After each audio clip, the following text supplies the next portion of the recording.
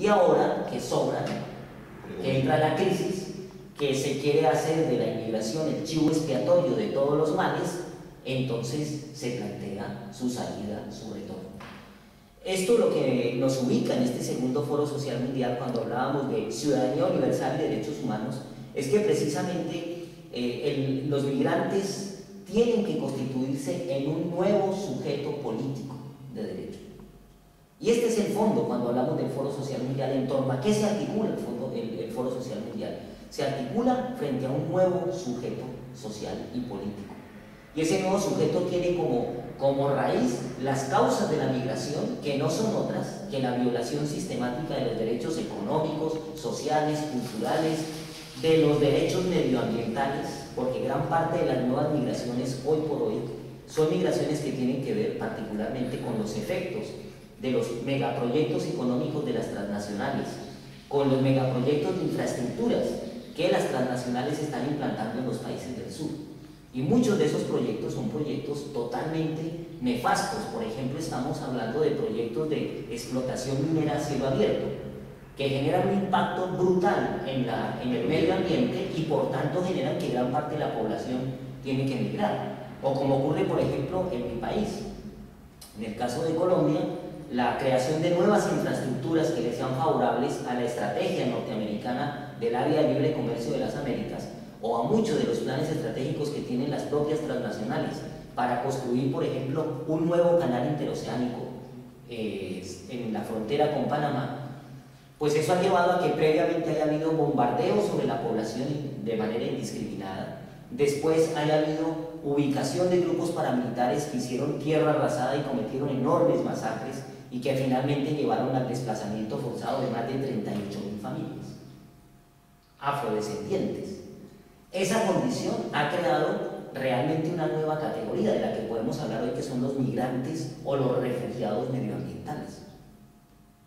Por eso cuando hablamos de que la matriz sobre la que hay que analizar el fenómeno migratorio son los derechos humanos, no es solamente porque la causa de esos movimientos migratorios sean las violaciones a los derechos humanos, que después si analizáramos todo el proceso migratorio completo, qué ocurre en el país de origen, qué ocurre en el país de tránsito, donde también hay situaciones supremamente graves de vulneración de los derechos. Basta una muestra de lo que está ocurriendo en Marruecos cuando llegan los procesos migratorios que vienen del África subsahariana y finalmente se encuentran en condiciones realmente infrahumanas y de gravísimas violaciones a la dignidad humana, lo que tienen que vivir tanto migrantes como refugiados cuando llegan buscando la posibilidad de caminar o de pasar el estrecho hacia la península. Es una realidad brutal que a medida que estas directivas europeas han ido cerrando, poniendo nuevos muros, impidiendo esa movilidad de la gente, pues ha hecho que la gente tenga que comenzar a buscar caminos de llegada cada vez más al sur y por tanto cada vez en condiciones más inseguras. Es nuevo realmente la llegada de los cayucos a las islas de Canarias. Yo creo que por muchos años venían los cayucos sin ningún problema a Fuerteventura o a otras islas. Vaya problema el día que llegó un cayuco a la playa de los cristianos y entonces la empresa hotelera comenzó a cuestionar que era un problema para el turismo tener negros en la playa. Y eso ha generado una situación supremamente grave, y es la creación incluso ya de un dispositivo militar, de una financiación enorme por parte de Europa, en el que participa también las políticas del Estado español para impedir la libre circulación de las personas. Frontex, que cada vez hace más difícil el paso de los cayucos, al punto que tienen que hacer un rodeo mayor y muchas veces las corrientes marinas terminan llevándolos a la muerte. Y yo creo que hoy por hoy los datos que tenemos recogidos pues dan cuenta de cerca de 30.000 víctimas por año en esta tragedia de lo que significa ya impedir la llegada de la gente a buscar una alternativa de vida. Por tanto, cuando hablamos de los países en tránsito, por dar el ejemplo de lo que significa Marruecos, de lo que está pasando en el rol que cumple Canarias en todo este tránsito hacia Europa, podríamos hablar también del papel que cumple México en el tránsito de los centroamericanos hacia Estados Unidos. Hablamos mucho de la frontera norte y el muro norte, pero hablamos poco del muro sur y de todo lo que está ocurriendo en la frontera con Guatemala, que es supremamente grave en materia de derechos humanos para los migrantes. Y obviamente, una última dimensión de los derechos tiene que ver con las políticas de integración, como decíamos antes, donde los procesos migratorios más largos pues hoy dan cuenta de la necesidad de construir derechos económicos, derechos políticos, derechos civiles, derechos culturales, en últimas en esta nueva realidad que significaría una nueva ciudadanía, una nueva convergencia entre los autóctonos y los migrantes en una construcción común de que el mundo requiere otro tipo de política, otro tipo de alternativa. Ese es como en síntesis el caminar. Después de este segundo Foro Social Mundial, antes de llegar ahí, mencionaste lo de la directiva del retorno, y yo quisiera así hacer un paréntesis en esta directiva, porque determinadas publicaciones, determinadas corrientes, están enfocando un tema que yo considero extraordinariamente importante y que se trata nada más y nada menos que confundir el término de creando una categoría que se le llama clase política.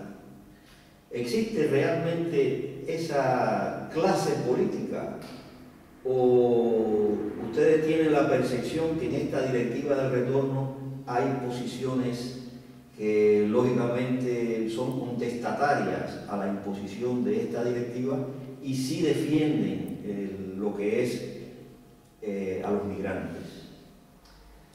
Pues yo creo que lo más claro es advertir que la directiva europea surge en un contexto en el que hay un retroceso significativo en materia de derechos humanos.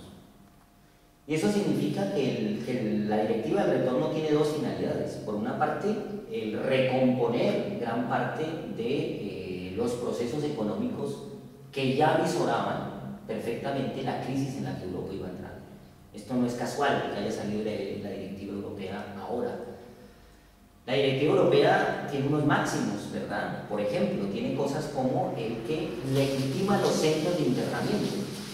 Y los centros de internamiento es una violación gravísima, sistemática y masiva, tal y como se está planteando ahora, a los derechos de las personas inmigrantes sin documentación. Nadie es ilegal. Nadie es ilegal. Ilegales son las condiciones en las que se tienen a las personas. Las personas pueden estar con papeles o sin papeles, están regularizados o no están regularizados, pero nadie es ilegal. Y por tanto, es más, nadie puede ser detenido por una infracción administrativa. El no tener papeles es simplemente una infracción administrativa, no es un delito. Y por tanto, el hecho de privar de la libertad, solo se le priva de la libertad a los delincuentes o a los presuntos delincuentes que estén haciendo, se les pueda coger infraganti en su delito y por tanto la policía pueda acceder directamente a privar de la libertad mientras se aclara la situación. Es más, deberían tener derecho a una asistencia jurídica, deberían tener derecho a una asistencia social, a una asistencia psicológica, a una asistencia en salud. Tienen más garantías un delincuente, un criminal, un terrorista, que un inmigrante en un centro de internamiento. Uno de estos políticos corruptos, y tendríamos muchos lugares de donde mencionarlos, aquí al lado o muy lejos, me da igual que le regalen vestidos, o tenga bigote o no lo tenga, ¿verdad? O construya viviendas o haga otros negocios. Lo que es cierto es que cuando van a la cárcel tienen todas las garantías. Sin embargo, un inmigrante cuando llega a un centro de internamiento no las tiene. Entonces, primer paso, la directiva europea y el conjunto de gobiernos, estamos hablando que en toda Europa hay más de 350 centros de internamiento. En el Estado español hay 10 y ahora se quieren construir más. Es más, no solamente están construyendo en el territorio europeo sitios nefastos como pueden ser, por ejemplo, el CIE que hay